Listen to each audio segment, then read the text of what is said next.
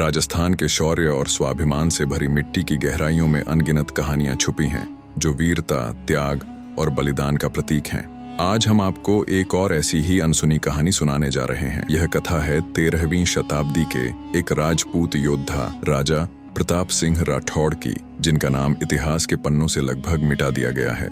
राजा प्रताप सिंह राठौड़ की गाथा 13वीं शताब्दी में राजस्थान के मेवाड़ के समीप एक छोटे से गढ़ नागावली पर राजा प्रताप सिंह राठौड़ का शासन था। प्रताप सिंह न केवल एक वीर योद्धा थे, बल्कि धर्म और न्याय के प्रतीक भी थे। वह शिवजी के अनन्य भक्त थे और प्रतिदिन मंदिर में आराधना करते थे।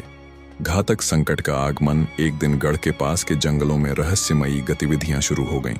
गांव वाले डर से कांपने लगे, क्योंकि रात के समय एक दानव कालयक्ष गढ़ के आसपास के गांवों पर आक्रमण कर रहा था। कालयक्ष अत्यंत बलशाली और मायावी था। उसने कई गांवों को उजाड़ दिया और सैकड़ों निर्दोषों को मार डाला। प्रताप सिंह को जब इस संकट का पता चला तो उन्होंने कालयक्ष को रोकने का निश्चय किया। उन्होंने अपनी सेना को संगठित किया और युद्ध के लिए तैयार हुए। लेकिन गांव के एक साधु ने उन्हें चेतावनी दी, कालयक्ष कोई साधारण दानव नहीं है। उसे परास्त करने के लिए केवल शारीरिक बल नहीं, बल्कि तपस्या और ईश्वर का आशीर्वाद चाहिए। त्याग और तपस्या। राजा प्रताप सिंह ने शिवजी के मंदिर में जाकर घोर तपस्या शुरू की। उन्होंने भगवान शिव से प्रार्थना की कि उन्हें इस संकट से निपटने की शक्ति प्रदान करें। कई दिनों तक बिना अन्न और जल के तपस्या करने के बाद शिवजी ने प्रसन्न होकर प्रताप सिंह को दर्शन दिए। उन्होंने राजा को एक दिव्य खड्ग तलवार प्रदान की और कहा, इस तलवार में मेरी शक्ति समाहित है। इसे लेकर तुम कालयक्ष का अंत करोगे।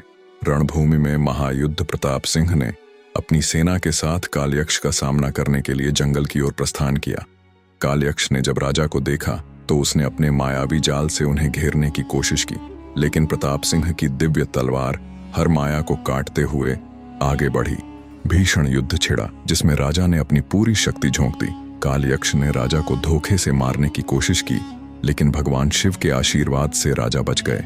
अंततः प्रताप सिंह ने कालयक्ष का सिर धड़ से अलग कर दिया और उसके आतंक का अंत किया। एक और बलिदान युद्ध के बाद प्रताप सिंह को पता चला कि कालयक्ष के मरने से उसकी दुष्ट आत्मा अब गांवों को शापित कर रही है। साधु ने राजा से कहा कि इस शाप को समाप्त करने के लिए उन्हें अपने प्राणों का बलिदान करना होगा। राजधर्म का पालन करते हुए प्रताप सिंह ने शिवजी के चरणों में अपना शीश अर्पित कर दिया। प्रताप सिंह की अमर गाथा। प्रताप सिंह के बलिदान से न केवल गढ़ बल्कि पूरा क्षेत्र सुरक्षित हो गया।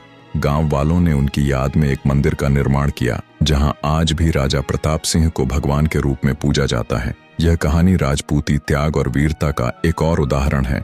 अगर आपको यह कथा पसंद आई तो कमेंट में जय राजपूताना जरूर लिखें। राजा विक्रमादित्य के दरबार में एक किसान ने शिकायत की कि उसका कुआं सूख गया है और उसकी फसलें बर्बाद हो रही हैं। दरबारियों ने सुझाव दिया, कुआं गहरा करवाया जाए, पानी के लिए दूसरी जगह खुदाई की जाए।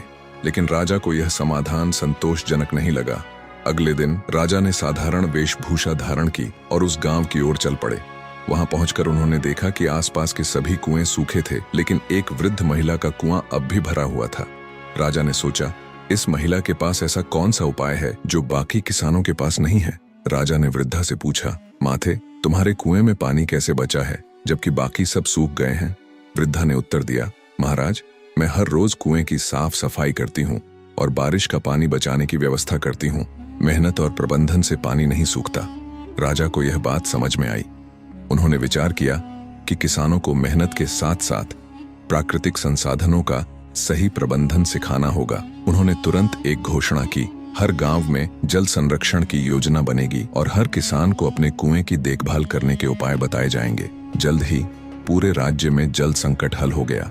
राजा विक्रमादित्य ने इस घटना से सीखा कि समस्या चाहे कितनी भी बड़ी क्यों न हो, समाधान सही सोच और मेहनत से ही निकलता है। जल्द ही मिलते हैं एक और अनसुनी कहानी के साथ।